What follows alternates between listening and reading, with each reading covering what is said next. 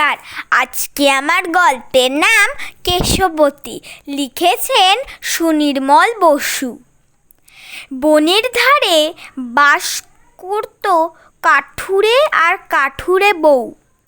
গরিব হলেও তাদের বেশ সুখেই একরকম দিন কাটছিল। শুধু তাদের মনে একটি মাত্র দুঃখ ছিল। কাঠুরে আর কাঠুরে বউ দুঃখ শুধু পায়, তাদের কোনো ছেলে মেয়ে জন্মায়নি যে হায়। এই দুঃখেতে তাদের মনে শান্তি নাহি, আর একটি ছোট শিশুর তরে মন কাঁদে বারবার। এইভাবে সুখে দুঃখে তাদের দিন কাটে। কাঠুরে বউ তার বাড়ির দাওয়ায় বসে দেখতে পায় ডাইনি বুড়ির পাঁচিলের ওপাশে সারি সারি ডালিম গাছ, আর তাতে ফলে আছে রাশি রাশি সব পাকা ডালিম। ডালিমগুলি আকারে যেমনি বড়, স্বাদেও বুঝি তেমনি। রোজ রোজ ওই ডালিমগুলি দেখতে দেখতে কাঠুরে বউ ভাবে, পাকা পাকা ডালিমগুলি ঝুলছে গাছে গাছে, একটি যদি চাকতে না পাই পরাণ নাহি বাঁচে। কিন্তু ভয় ওই ডাইনি বুড়ির। ডাইনি বুড়ি দেখতেও যেমন বিদঘুটে, আর তার স্বভাবটাও তেমনি খিটখিটে। গাছে হাত দিলে আর রক্ষা নেই। ডালিমের কথা ভাবতে ভাবতে কাঠুরে বউ অস্থির হয়ে উঠল। তার রাতের ঘুম গেল ঘুচে, আর মুখের রুচিও গেল চুকে। কেবল চিন্তা ডালিম ডালিম আর ডালিম। সন্ধ্যাবেলা যখন দক্ষিণা বাতাস বয়, সেই বাতাসে ভেসে আসে মিষ্টি ডালিমের গন্ধ, আর সেই গন্ধে কাঠুরে বউ যেন পাগল হয়ে ওঠে। ডালিমের কথা ভেবে ভেবে কাঠুরে বউ রোগা হয়ে যেতে লাগলো। তার গাল গেল তুবড়ে, চোখ গেল বসে। কাঠুরে বউ অসুস্থ হয়ে পড়ল। তার শরীরের এরকম অবস্থা দেখে কাঠুরে একদিন জিজ্ঞাসা করল, চেহারাটা তোমার কেন এত খারাপ হলো? অসুখ বিসুখ করলো কিছু? সত্যি আমায় বলো।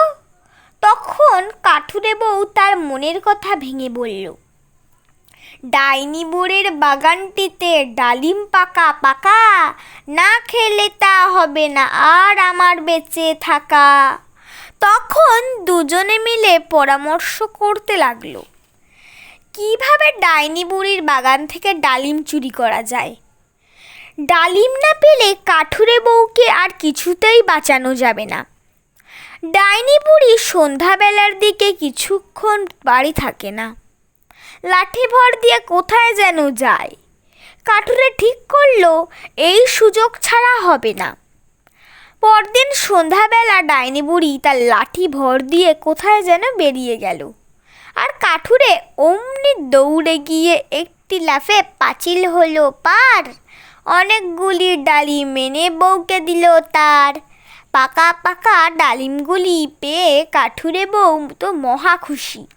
রসে টসটসি সব ফল, যেমনি তাদের স্বাদ তেমনি মিষ্টি গন্ধ। ডালিম খেয়ে কাঠুরে বউয়ের সমস্ত শরীর আর মন যেন জুড়িয়ে গেল। ফুসমন্তরের চোটে তার যেন সমস্ত রোগ সেরে গেল। সে এক একটি ডালিম খায় আর বলে, আহ আহ আহ। পরদিন সন্ধ্যাবেলাতেও আবার কাঠুরে গেল ডালিম আনতে। বুড়ি বেরিয়েছে, আর কাঠুরেও পাঁচিল টপকে ভিতরে ঢুকেছে। অনেকগুলি পাকা পাকা ডালিম পেরে সে যেই পাঁচিল বেয়ে নামতে যাবে, আর অমনি ডাইনি বুড়ির সঙ্গে তার মুখোমুখি দেখা হয়ে গেল। আজ ডাইনি বুড়ি যে এত তাড়াতাড়ি ফিরে আসবে কাঠুরে তা ধারণাও করতে পারেনি। কাঠুরেকে দেখে ডাইনি বুড়ি তো রেগে আগুন। সে চিৎকার করে বলল, দাঁড়া দাঁড়া হতচ্ছাড়া, তোকে মজা দেখাচ্ছি। আমার বাগান থেকে ডালিম চুরি করা? কাঠুরে তো ভয়ানক ভয় পেয়ে গেল। ডাইনি বুড়ি সাংঘাতিক লোক, সে অনেক মন্ত্রতন্ত্র জানে, কি জানি আবার কি করে বসে। কাঠুরে প্রথমে হাত জোড় করে আর পরে ডাইনি বুড়ির পা ধরে ক্ষমা চাইতে লাগলো। এই কাজ সে আর কোনোদিনও করবে না, এই নাক কান মলছে। বুড়ি তখন বলল, এবার তোকে ছেড়ে দিলাম, করিস না এই কাজ, ডালিম ঘরে নি বউকে খাওয়া আজ। ডালিম খেলে বউয়ের পেটে একটি মেয়ে হবে, সেই মেয়েকে আমায় দিলে খালাস পাবি তবে। কাঠুরে এই শর্তে রাজি হয়ে বাড়ি চলে গেল আর তার বউকে ডালিমগুলি খেতে দিল। কিছুদিন পরে সত্যি কাঠুরে বউয়ের একটা ফুলের মতো ফুটফুটে মেয়ে হলো। এই খবর পেয়ে ডাইনি তাদের বাড়িতে এসে বলল, মেয়ে তোমার জন্ম নিল, পেলাম মেয়ে খবর, নিয়ে যাব এই মেয়েরে 12 বছর পর। কথা শুনে কাঠুরে আর তার বউ শিউরে উঠল, কিন্তু কি আর করবে, কথা না রাখলে ডাইনি বুড়ি তাদের আর আস্ত রাখবে না, মেয়েটাকে দিতেই হবে, আর অন্য কোনো উপায় নেই। দেখতে দেখতে 12 বছর কেটে গেল। মেয়েটি এখন পরমা সুন্দরী হয়ে উঠেছে, যেমনি তার রূপ তেমনি তার গুণ।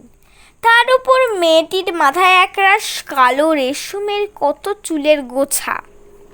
12 বছর পর ডাইনি বুড়ি এসে সত্যিই সেই মেয়েটিকে নিয়ে চলে গেল। কাঠুরে আর তার বউ মাটিতে লুটোপুটি খেয়ে কাঁদতে লাগলো, কিন্তু ডাইনি তা গ্রাহ্য করলো না। হাসতে হাসতে এই মেয়েটিকে নিয়ে বেরিয়ে গেল। মাঠের মধ্যে নির্জনে একটি ছোট ঘর তৈরি করে ডাইনি বুড়ি মেয়েটিকে আটকে রাখলো। ঘরটি মাটি থেকে অনেক উঁচুতে, একটি মাত্র জানালা ছাড়া ঘরে আর কোনো দরজা জানালা নেই। ডাইনি বুড়ি নিজের বাড়িতেই থাকে আর রোজ এসে মেয়েটির সঙ্গে সেই উঁচু কুঠুরিতে দেখা করে। লম্বা চুলের জন্যে সে মেয়েটির নাম দিয়েছে কেশবতী। ডাইনি বুড়ি রোজ সেই কুঠুরির নিচে এসে হাঁক দেয়, কেশবতী কন্যা, এবার নামাও তোমার চুল, সে চুল বেয়ে উঠবো আমি, হয় না যেন ভুল। ডাইনির গলা শুনে কেশবতী জানলা দিয়ে তার চুল নামিয়ে দেয়, আর সেই চুল বেয়ে বুড়ি উপরে উঠে আসে আর কিছুক্ষণ কেশবতীর সঙ্গে কাটিয়ে যায়। একদিন হয়েছে কি, এক রাজপুত্র শিকার করতে এসে বনের মধ্যে পথ হারিয়ে ফেলল।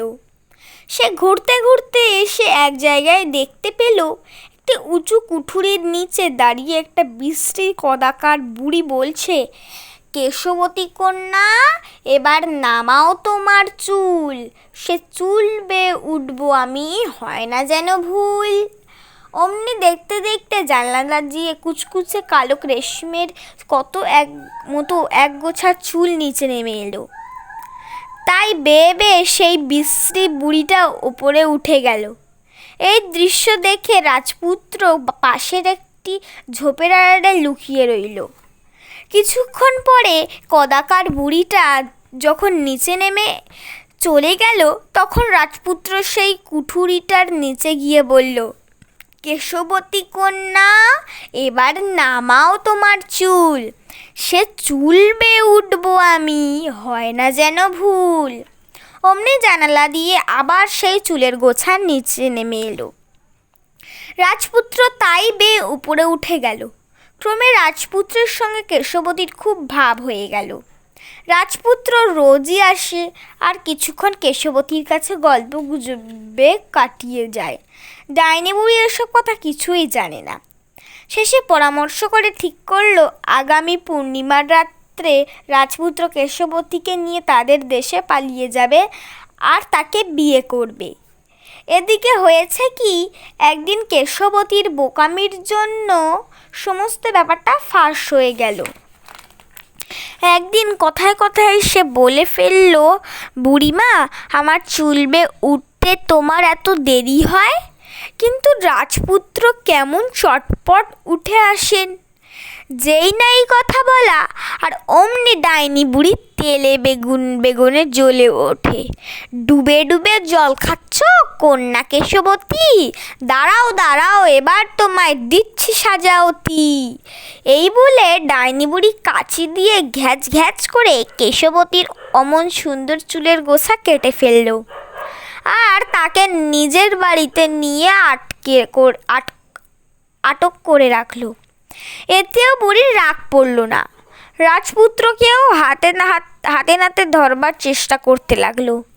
পরের দিন সন্ধ্যাবেলা আবার রাজপুত্র সেই কুঠুরির তলায় এসে বলল, কেশবতী কন্যা, এবার নামাও তোমার চুল, সে চুলবে উঠবো আমি, হয় না যেন ভুল।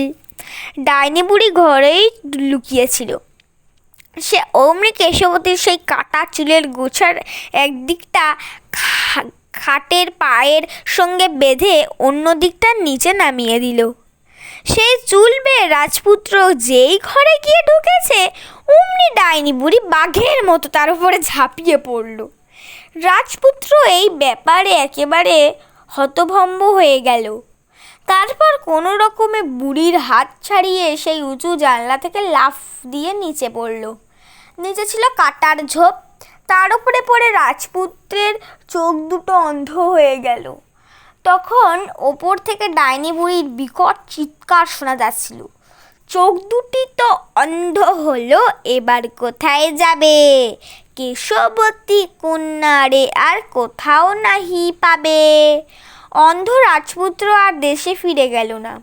সে কেশবতীর দুঃখে বনে বনে বেড়াতে লাগলো। একটি একতারা নিয়ে সে গান গাইতে গাইতে পথ চলতে লাগলো।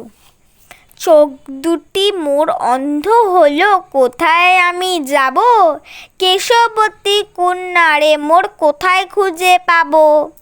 এদিকে কেশবতী ডাইনি বুড়ির বাড়িতে বন্দিনী হয়ে আছে। তার আর বাইরে বেরোবার জো নাই। ডাইনি বুড়ির কড়া নজর তার ওপর। সে দিন রাত্রির কাঁদতে কাঁদতে গান ধরে, ওগো ওগো রাজকুমার, আমায় একা ফেলে বলো বলো প্রিয়, আমার কোথায় চলে গেলে? বুড়ির ঘরে বন্দি হয়ে কাটাই আমি একা, দয়া করে হেথায় এসো দাও না আমায় দেখা। একদিন ডাইনি বুড়ি কেশবতীকে বললে, আমি কয়েকদিনের জন্য আমার বোনের বাড়ি বেড়াতে যাব, তুই সাবধানে থাকিস, খবরদার বাড়ি থেকে এক পাও বেরোসনি কিন্তু। এই বলে বুড়ি তার লাঠি গাছটি ভর করে একটা পাহাড়ি পথ ধরে তার বোনের বাড়ি চলে গেল। এমনি করে দিন কাটে। অন্ধ রাজপুত্র একতারা বাজিয়ে বনে বনে ঘুরে বেড়ায় আর গান করে, চোখ দুটি মোর অন্ধ হলো, কোথায় আমি যাব? কেশবতী কন্যা রে মোর কোথায় গেলে পাবো? এমনিভাবে ঘুরতে ঘুরতে সে একদিন ডাইনি বুড়ির বাড়ির কাছে এসে হাজির হলো। দূর থেকে তার গান শুনতে পেয়ে কেশবতী রাজপুত্রের গলা চিনতে পারল। সে জানলা দিয়ে উঁকি মেরে দেখল একজন পাগলা গোছের লোক একতারা বাজিয়ে গান করে যাচ্ছে। তার মুখে খোঁচা খোঁচা দাড়ি, গোঁফ, চুলে জট পড়েছে, আর চোখ দুটি তার অন্ধ। কেশবতী অনুমানে বুঝল যে এই লোকটি সেই রাজপুত্র। ডাইনি বুড়ি একদিন কথায় কথায় বলেছিল, সেই রাজার ছেলে কাটার ঝোপে পড়ে অন্ধ হয়ে গেছে। কেশবতী তখন গান ধরল, ডাইনি ঘরে বন্দি আমি কন্যা কেশবতী, আমায় নিয়ে পালাও তুমি শীঘ্র করে অতি। দূর থেকে গানের সুরে উত্তর ভেসে এলো, কেশবতী কেশবতী দুঃখ বড় মনে, তোমার তরে অন্ধ হয়ে ঘুরছি বনে বনে। কেশবতীর এবারে আর চিনতে বাকি রইল না, এই আধ পাগলা লোকটি সেই রাজপুত্র। ডাইনি বুড়ি তার বোনের বাড়ি থেকে তখনও ফেরেনি। কেশবতী দরজা খুলে পাঁচিল ডিঙিয়ে ছুটল বনের দিকে, যেখানে রাজপুত্র একতারা বাজিয়ে গান করছে। কেশবতী সেখানে এসে দাঁড়াতেই রাজপুত্র তার হাত বাড়িয়ে দিল। কেশবতী রাজপুত্রের হাত ধরে সেখানে বসালো, আর রাজপুত্রের মুখটি তার বুকের মাঝে চেপে ধরে হাউ হাউ করে কাঁদতে লাগলো। কি আশ্চর্য! কেশবতীর চোখের জল যেই রাজপুত্রের চোখে পড়ল, অমনি রাজপুত্র আবার দৃষ্টি ফিরে পেল। তার চোখ ভালো হয়ে গেল। তারপর আর কি, কেশবতীকে নিয়ে রাজপুত্র তাদের রাজ্যে ফিরে এলো। তার রাজাও অনেকদিন পরে তার হারানো ছেলেকে পেয়ে আনন্দে মেতে উঠলেন। তারপর একদিন ধুমধামের সাথে কেশবতীর সঙ্গে রাজপুত্রের বিয়ে হয়ে গেল। আর ডাইনি বুড়ির কি হলো, সে এই খবর পেয়ে হিংসায় জ্বলে পুড়ে মরে গেল। নমস্কার, please like, share and subscribe my channel.